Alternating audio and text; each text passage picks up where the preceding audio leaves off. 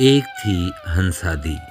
इस कहानी श्रृंखला के अंतर्गत आज की कहानी है न्यायप्रिय ममतामयी। इस कहानी को मैंने हंसा दीदी के जीते जी लिख लिया था, लेकिन संकोचवश दीदी को नहीं दिखा पाया था। घर में 2 श्वान हैं। डॉगी कहने में घर वाले बुरा नहीं मानते हैं, लेकिन कुकुर कहने में बुरा मान जाते हैं।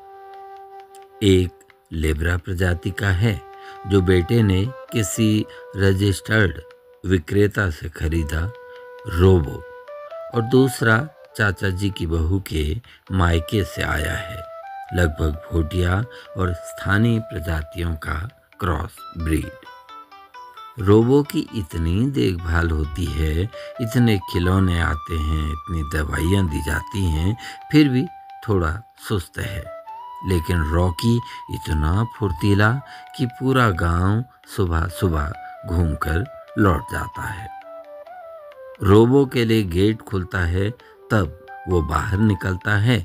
रॉकी तब तक उछलकर गेट के साइड की दीवार से ही जंप मारकर उतर जाता है। रोबो को जो भी खाद्य दिया जाता है, बड़े नखरे से आधा खाता है और आधा छोड़ देता है। फिर रॉकी आता है और चुपचाप उसे खा जाता है।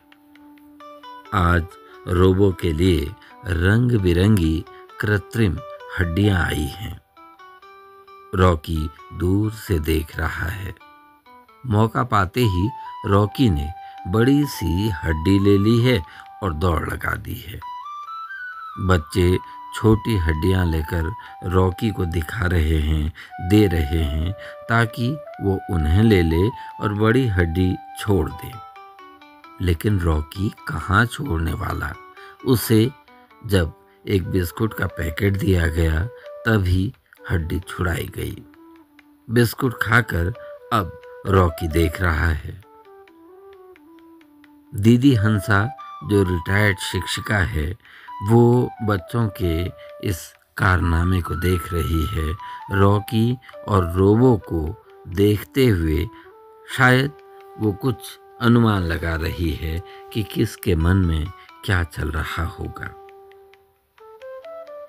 एक तो हंसा दीदी को पोलियो हुआ, दूसरा दोबारा पैर टूटने के कारण वो चल फिर नहीं पाती, बस एक स्टूल के सहारे थोड़ा चल लेती है। सारी गतिविधियां एक जगह खड़ी होकर देख रही है। दीदी चुपचाप स्टूल से भीतर गई, कुछ खोज रही है। अचानक उसे वो मिल गया है जिसे वो खोज रही थी। उसे उठाकर वो चुपचाप बाहर की दिशा में आई और रॉकी के सामने डाल दिया। वो भी कोई कृत्रिम हड्डी है जो पहले से कहीं पर गिरी थी।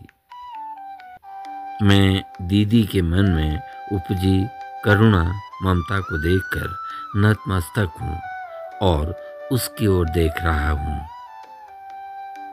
दीदी कहने लगी कि रॉकी, रोबो दोनों ही तो श्वान हैं, दोनों की आसक्ति हड्डी के लिए है।